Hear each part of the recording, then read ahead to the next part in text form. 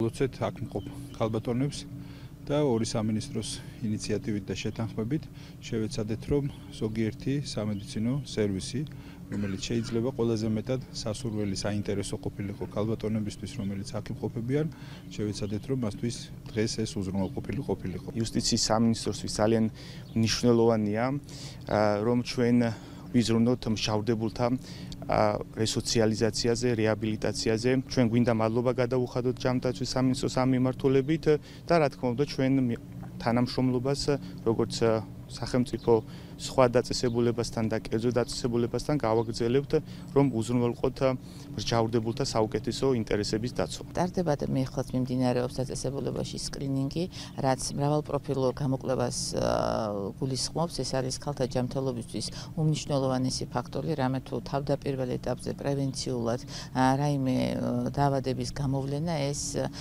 საწინდარია იმის, რომ შემდგომში არ მოხდეს გართულება ამ დაავადებების და ვიმედოვნებთ, რომ გაგრძელდება კიდევ ასეთი თანამშრომლობა და უდიდესი მადლობა მინდა უთხრა ქალთა დაწესებულების სახელით ბატონ მინის ასეთი არაჩვეულებრივი ინიციატივისთვის და წარმატებები მინდა ვუსურვო მას.